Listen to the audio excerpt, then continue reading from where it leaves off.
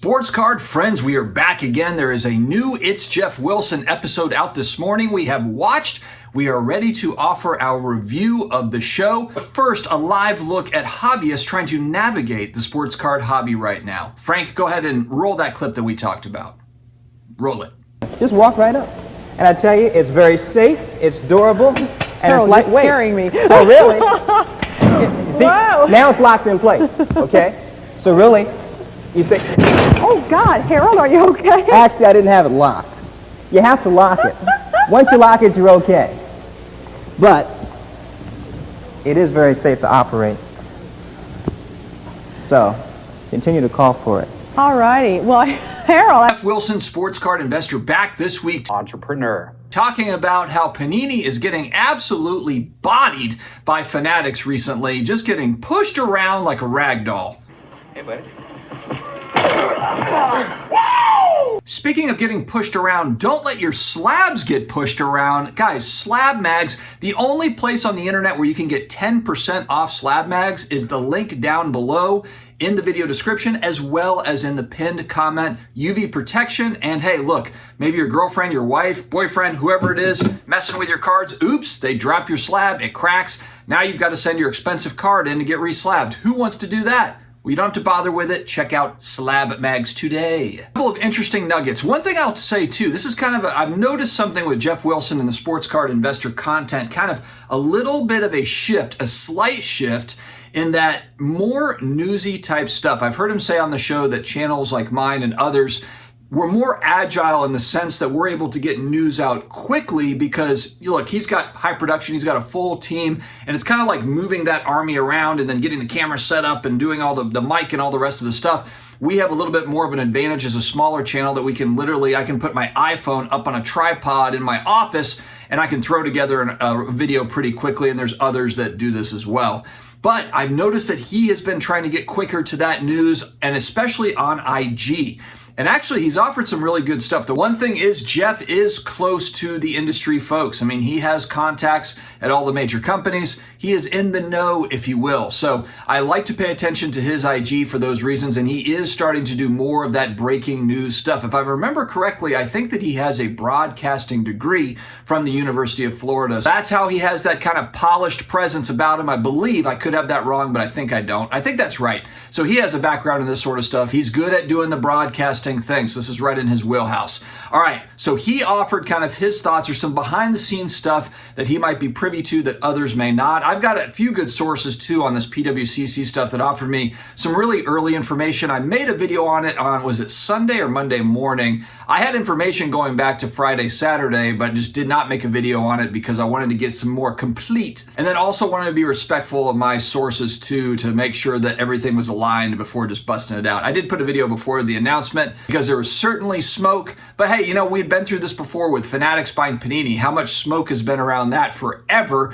and it seems like Fanatics is just buying, like every day they're buying something new, so it's not that hard to just kind of throw up a speculative, hey, is Fanatics buying Panini this week? Because they just keep on buying things. There's not that many companies in the hobby. There's an assumption that, of course, at some point, Panini gets eaten up like all the other ones. Now, in this show, not a ton of hot takes, but Geoff does speculate on kind of rumors. So there's rumors that he's heard through the grapevine, things that he wasn't stating as fact, but just opinions and speculative type stuff, which, hey, I'm here for it.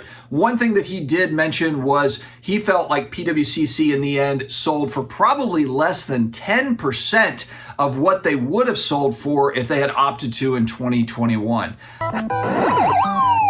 I think a lot of companies would probably be in that same boat. I mean, look, if you look at just where the sports card hobby has gone, it's still bustling in certain areas. I mean, sports card shows are on fire. Maybe if you're a show promoter, you run in shows, you're probably doing well, depending on the show, I suppose. But there's certain aspects that we've seen, whether it be fractional or grading or marketplaces, you know, new companies coming in, but it's tough to get a foothold, really, really tough. As expected with the overall economy contracting, you're seeing the same thing really in the sports card hobby where companies are contracting as well. There's acquisitions, there's takeovers. You know, larger companies are swallowing up smaller ones or just ones that are struggling from just making one wrong move. I really think that PWCC was a fairly healthy business outside of this loan program that they set up. I mean, again, would love to see the numbers, but I think the loan program is what really was the demise here and what caused the acquisition. Of course, there's a lot of speculation around background stuff, that were related to the company that they were going to sell anyway. But I mean, it just seems like that is the stuff that's out in the news that makes total sense, how they just got over leveraged and in the end just had to move off of it. I don't think this was a master plan by Fanatics, more so than it was just an opportunity that arose. I don't know if they necessarily knew the issues that PWCC had up until fairly recently, I would guess. Same goes for collectors and alt who are also in on the bidding, probably just trying to take advantage of what could be an acquisition of a company possibly on the cheap. But if they're taking over the debt that's associated with PWCC, like what does on the cheap mean? It might not have been that cheap. It might have been that the actual money to the PWCC folks was low. But if that's the case, it was low because Fanatics has got to cover the debts now that they're taking over from PWCC. So it's almost kind of like a parachute, where they're taking care of the debts and then you get a little bit more on the side. I mean, I'm sure they were able to negotiate a pretty good deal, but look, there was competition there. So Fanatics, I think, ended up paying more than they wanted to. I mean, collectors, like we said, collectors and alt were also in the mix as well. So God, I wish we could see those numbers. Maybe eventually, probably not, but would be interesting to find that out. Geoff believes that Fanatics long-term will be a net gain, 5 to 10 years down the road when we look back, that Fanatics coming into the space will be a net gain. And I think that part of the belief there, the optimism, is just that you had longtime companies in this space that maybe weren't innovating the way that they could have, or maybe just kind of, sitting on their laurels where, you've got these licenses in place, you make cards, everybody, makes their money and everybody goes home and that's fine. And I'm not saying that these, companies like Panini are not trying. I don't think that that's the case, but I think the idea behind what Geoff is getting at is Fanatics is highly motivated to move the needle forward. But like I said in my other videos, I really think, or I guess I really wonder, Michael Rubin, Geoff said in this episode that he was a billionaire and then he came off the billionaire list. So he was on the billionaire list for a period of time and then came off.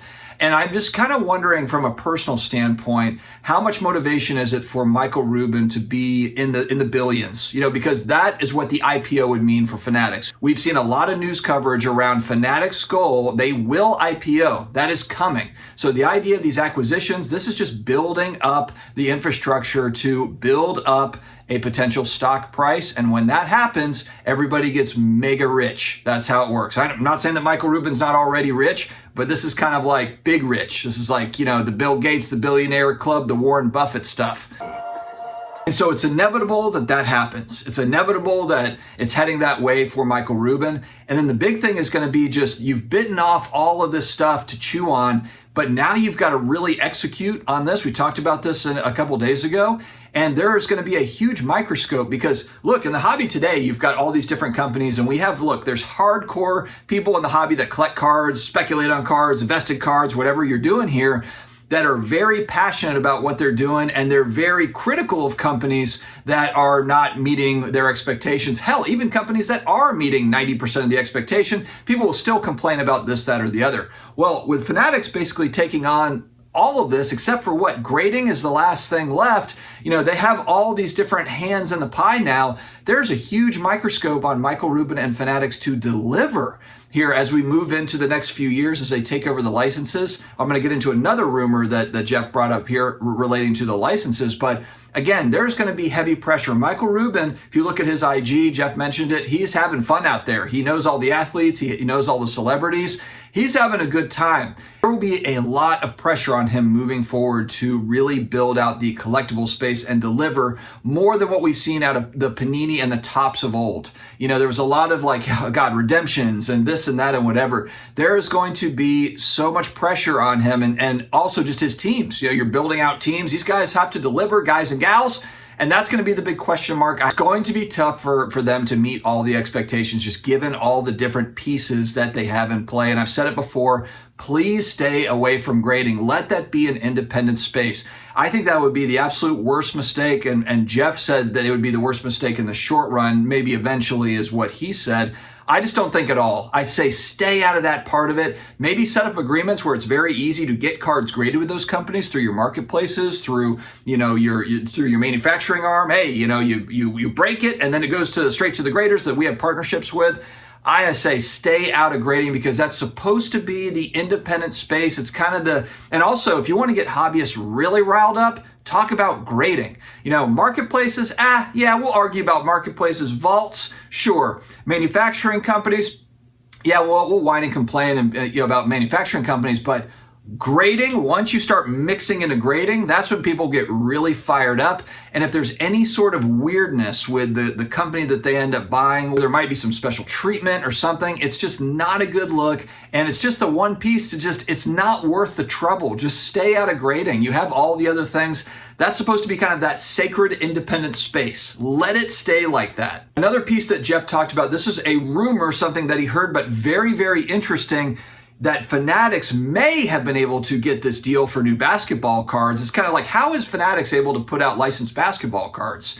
How would they be able to do that? Panini has the license. Maybe Fanatics also has a license through the new collective bargaining agreement. That's the rumor that Geoff had shared. And again, speculating, no hard evidence, but it's just something that's been flowing through the grapevine. That would be very interesting and kind of a backdoor way. Look, if anyone can figure out a backdoor way to get some sort of a deal done, it's Michael Rubin and Fanatics. So maybe he was able to work a deal where they can also make product. Maybe there will be Topps Chrome Fanatics stuff, and then Panini will also be putting out their Prism stuff over the next couple of years. I think that for a lot of collectors / hobbyists, they would welcome that. I don't think they necessarily care who owns what. They just want to see the cards. They want to see Prism, and they would love to see Topps Chrome. So very interesting episode here, and I kind of like how Geoff is able to really, again, I've talked about this, he's talking freely. This is more conversation with Kelly. And even though it is a pre-planned, it's pre-recorded, it's an open discussion. So I really do like that. Good episode. I will put a link in the video description down below. Let me know your thoughts. Stay healthy, stay awesome, and I will talk to you again later.